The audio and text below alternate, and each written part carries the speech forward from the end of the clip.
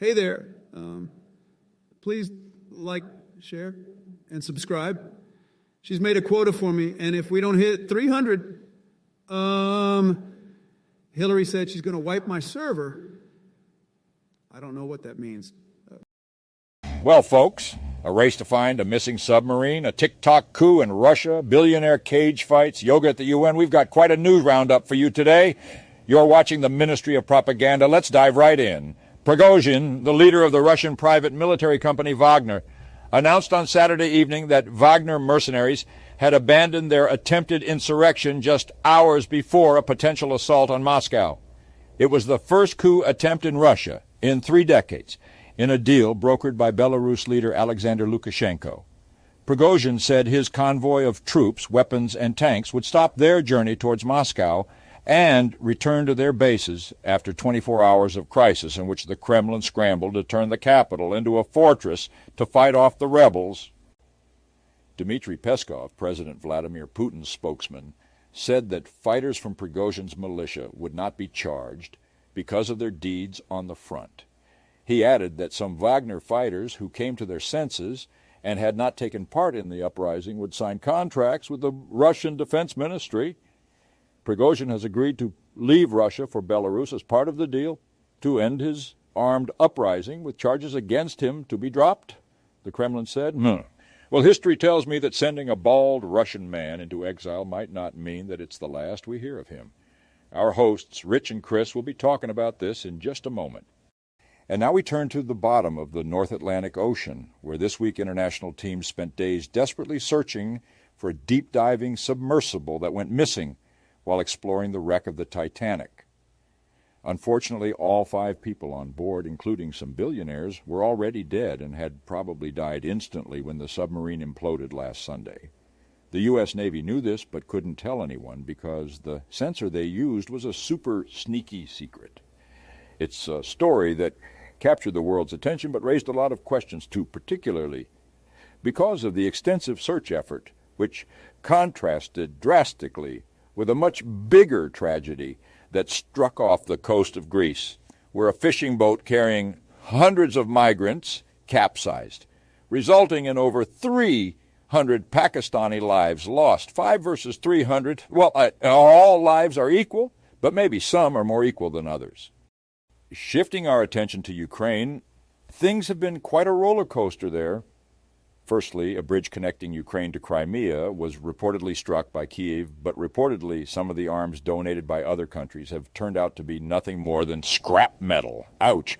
Ukraine has finally made its first minor territorial gain in the southern Zaporizhia region since its counteroffensive started. Zelensky said that the offensive was not like Hollywood, and we should be patient. I sort of disagree with him. Hundreds of millions of dollars investment that turns out to be a flop? Has he watched Cats or a Transformers movie?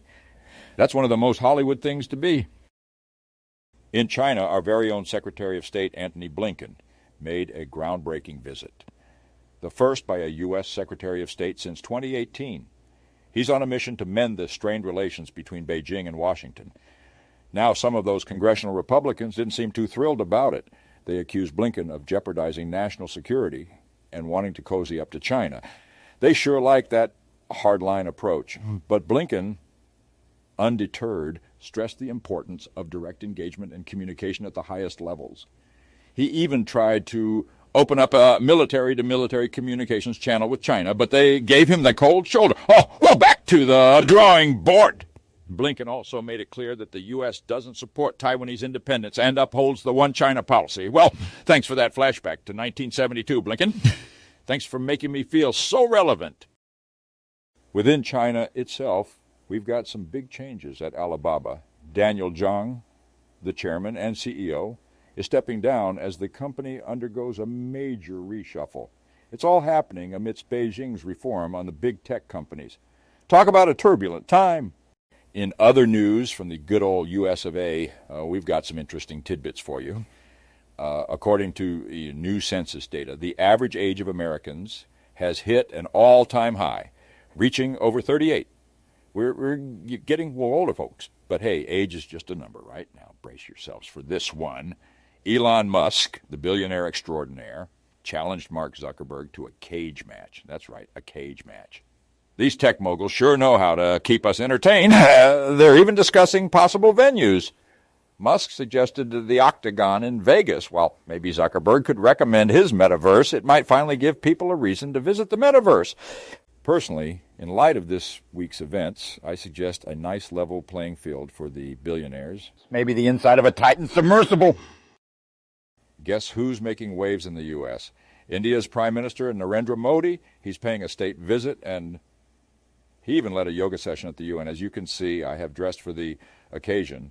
These are my yoga pants. That's right, folks. Modi is stretching his diplomatic muscles. For those playing geostrategic chess, India could play a crucial role in countering China's influence, and Modi is seeking defense and technology cooperation. Let's see if he can draw American investment and technology. Oh, and he also held a news conference where he answered questions from the floor.